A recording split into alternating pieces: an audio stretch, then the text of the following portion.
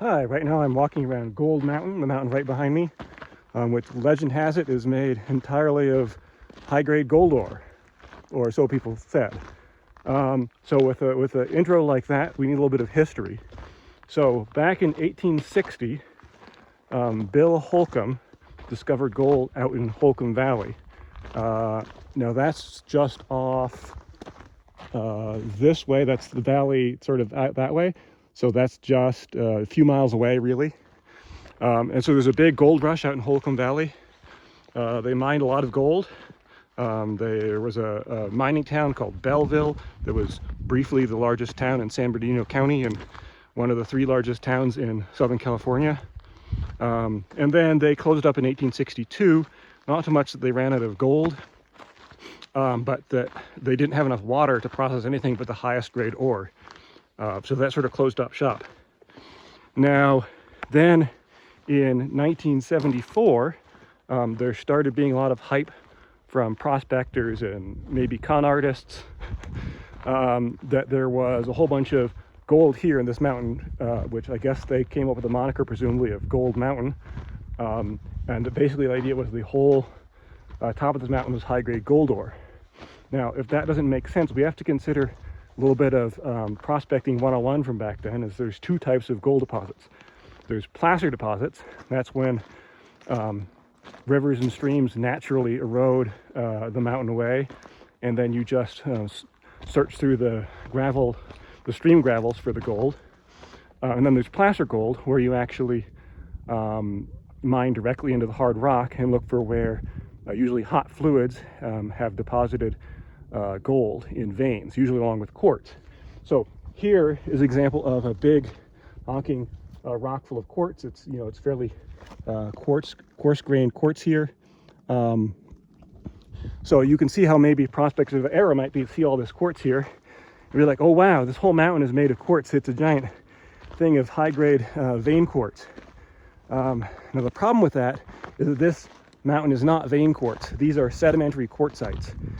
What I mean by that is that these were originally sandstones, like a quartz sands like you might find at the beach.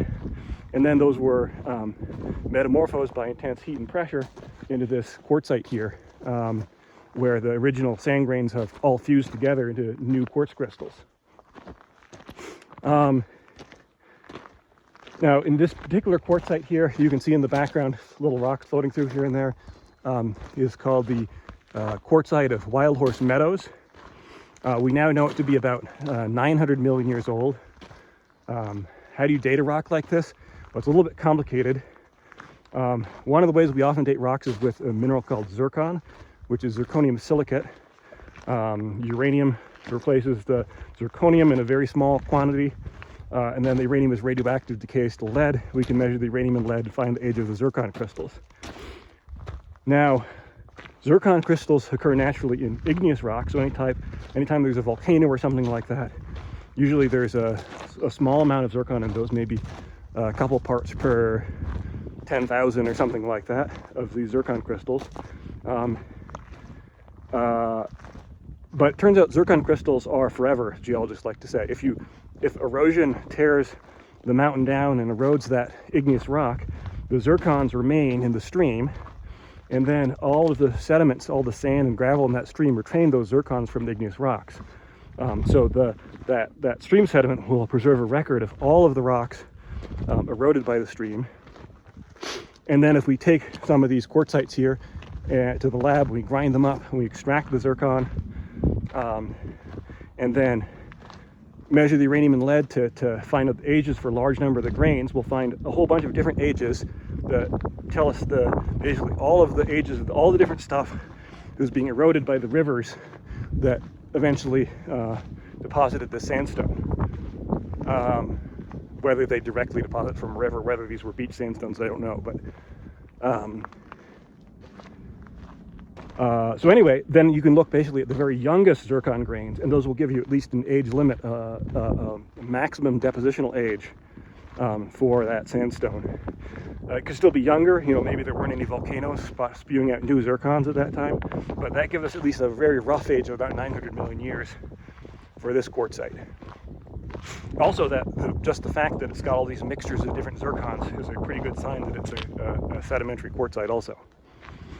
Interestingly, I had a master's student, Scott Zylstra, who worked on quartzites that look just like this on Ontario Ridge in the San Gabriel Mountains.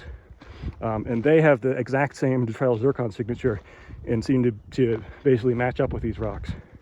More interestingly, he also found a few flecks of gold when he was processing his samples. It turns out the equipment we use to separate out the zircon crystals is actually repurposed gold mining equipment. Because zircon and gold are both more dense than your typical minerals, what you do is you grind up your rock and then you run the sand across a table with water. The table's got grooves in it and it shakes back and forth, and basically the heavy minerals settle down into the grooves and everything else gets washed off. So your gold and your zircon both end up in the grooves. Okay, so after that really long tangent about the quartzite of Wildhorse Meadows here, let me get to back to the story in 1874. So the prospectors were really hyping up this gold prospect, and there's this mining tycoon named Lucky Baldwin, or at least that's what it was called, was Lucky Baldwin, from Nevada. And he heard about it and he bought up a bunch of the mining claims, and he also had his agents start building a 40 stamp mill to process the ore in large quantities. And then in March of 1875, Lucky Baldwin showed up in person, and they opened up the mill. They started running the mill, and surprise, surprise, they didn't really find all that much gold.